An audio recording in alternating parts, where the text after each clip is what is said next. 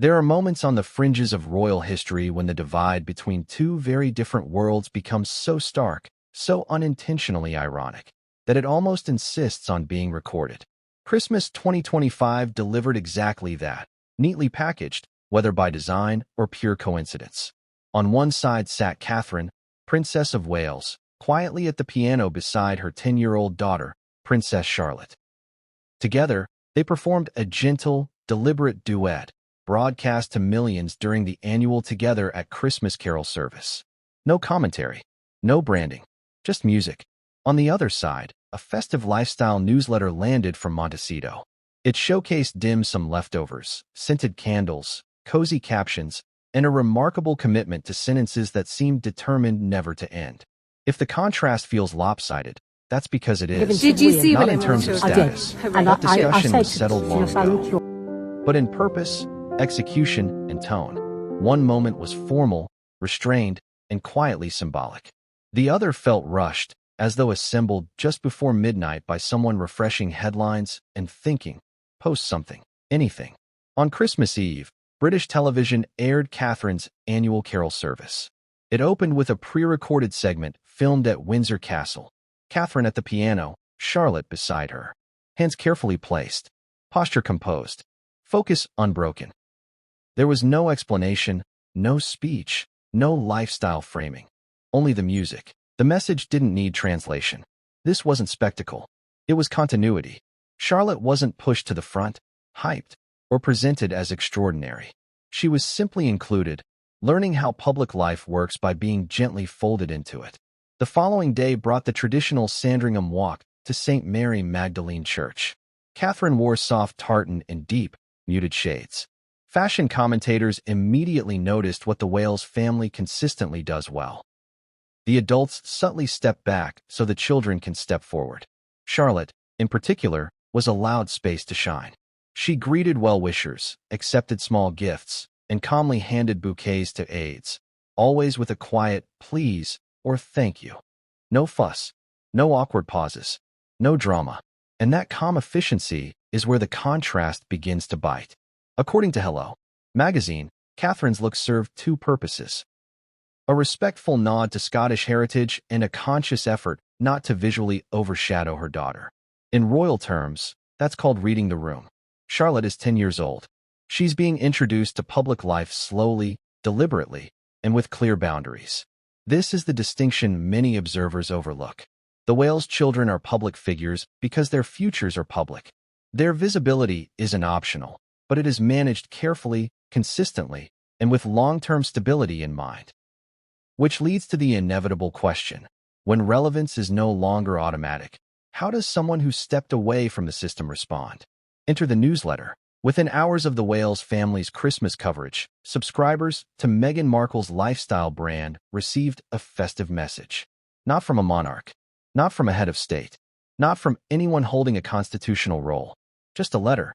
It opened with Meghan nibbling the remnants of a Christmas Eve dim sum feast, wrapping last-minute gifts, and tiptoeing downstairs to check on Santa's cookies and the reindeer carrots. All within a single paragraph that functioned as both sentence and stamina test.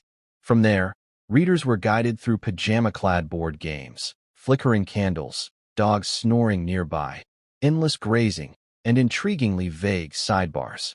The message closed with a sweeping benediction to readers everywhere, cozy or glamorous, alone or together, delivered with the tone of a royal address, minus the actual royalty. Which brings us to the obvious question: why this, and why now? The issue isn't that a Christmas message was written. It's when it appeared and how transparently it mirrored the Catherine and Charlotte moment. This pattern has become familiar. Praise lands on the Wales family. Coverage trends. And within hours, something emerges from Montecito: a podcast clip, a press release, a brand reveal, a personal essay, a carefully staged appearance. This time, the contrast was especially stark. Where Catherine allowed a 10-year-old to communicate through music, Meghan chose narration. Where Charlotte demonstrated ease through quiet interaction, Meghan offered a curated domestic scene. Where one side relied on restraint, the other reached for adjectives. Many adjectives. Much has been said about children and public visibility. The difference here isn't about love or privacy or parental care. It's about function. The whale's children will be public figures regardless of personal preference. Their appearances are therefore structured, limited, and purposeful. When Prince George volunteered at the Passage, a long-established homeless charity, there was no confusion. He showed up. He helped. He learned. By contrast, Meghan and Harry have stated their children will be included in future philanthropic efforts through Archewell. That isn't inherently wrong, but it changes the optics. When children become part of brand messaging, the public notices. That's why back-of-the-head photos and carefully obscured volunteer shots don't land the same way. They feel like teasers, not participation. And when clarity is missing, speculation fills the gap. Take the example of our big kitchen in Los Angeles, where the Sussexes were photographed volunteering. It's a venue frequently used for celebrity and corporate PR, clean, camera-ready, and transactional. Compare that with the Passage, a decades-old charity deeply tied to royal patronage and largely unglamorous. One prioritizes optics. The other prioritizes service. The public can tell the difference. Nothing illustrates this better than the now-famous flower handoff moments.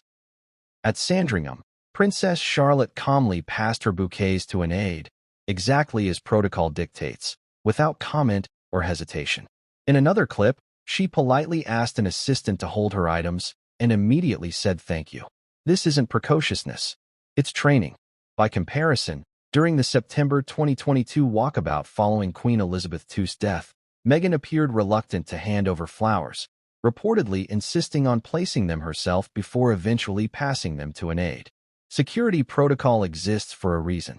Hands fill quickly. Efficiency matters. Charlotte understood this instinctively. That's not criticism, it's observation. Meghan has spoken openly about being a hugger and finding British formality uncomfortable. Yet at Sandringham, Charlotte, raised in that same environment, warmly hugged a well-wisher. Unprompted, relaxed, natural. The difference wasn't culture. It was context. Forced warmth feels performative. Genuine warmth doesn't announce itself. Charlotte didn't explain the hug. She didn't narrate it. She didn't turn it into commentary. She simply did it and moved on. Then there's the letter itself. Readers quickly spotted inconsistencies. Past statements about the children knowing the truth about Santa contrasted with a message built around preserving Santa magic. Long-standing stories about Christmas Eve gumbo quietly gave way to dim sum. A Netflix holiday special centered on hosting clashed with an admission that dinner was ordered in. Individually, these details are minor. Together, they point to a broader issue, a narrative that shifts depending on reaction. Traditions, like credibility, only work when they're consistent. From an editorial standpoint, the letter struggled. Each paragraph functioned as a single, sprawling sentence. Imagery stacked on imagery until meaning blurred. It read less like a personal note and more like a lifestyle mood board converted directly into prose. Ironically, simplicity would have landed better. And here's the reality. This was never a fair comparison. Catherine doesn't compete. She represents. Charlotte doesn't perform. She participates. And the monarchy doesn't rely on newsletters to validate itself.